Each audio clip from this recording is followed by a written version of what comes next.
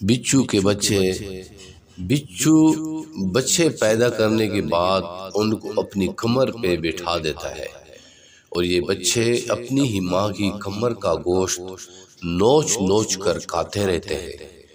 ماں طاقت رکھنے کے باوجود کچھ نہیں کہتی، شکوہ نہیں کرتی، چپ چاپ تکلیف سہتی رہتی ہے اور یہ بچے اس کا گوشت کھاتے رہتے ہیں۔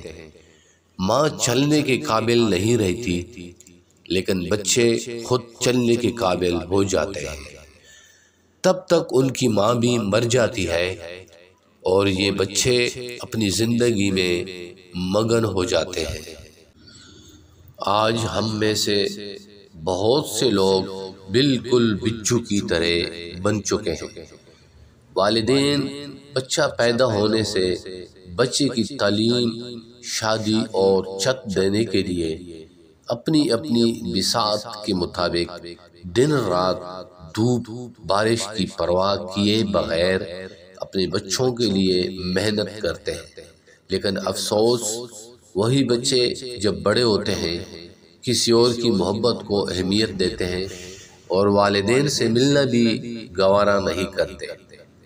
وہ یہ سمجھتے ہیں ماں باپ کا دل دکھا کر وہ سکھ اور چین کی زندگی بسر کریں گے، تو ہرگز نہیں۔ والدین تو معاف کر دیں تو جو اوپر والا ہے میرا رب وہ انصافی نہیں کرتا۔ جس نے والدین کا درجہ دیا، ماں کے پیروں تلے جنت رکھی، کیا وہ معاف کر دے گا؟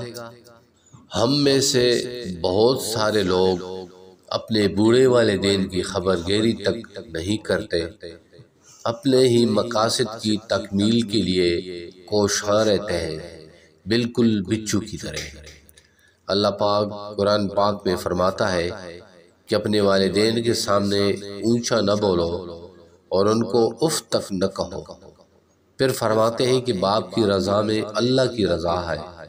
پھر فرماتے ہیں کہ والدین کا ہر حکم مانو، اور پھر فرماتے ہیں کہ والدین کی چہرے کی طرف دیکھ کر مسکرا دینا مقبول حج کا ثواب ہے۔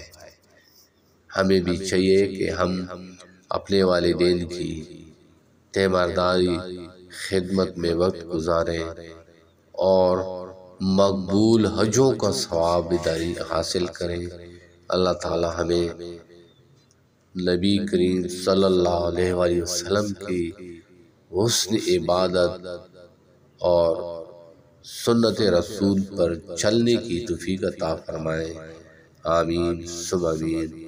میرے دوستو، اگر میری ویڈیو اچھی لگی ہو تو لائک کریں اور میرے یوٹیوب چینل لبیک 786 کو سبسکرائب کریں، بیل کے بٹن کو ضرور دبائیں تاکہ میرے ہر آنے والی نئی خوبصورت سبق آموز ویڈیو آپ تک جلد پہنچ سکے۔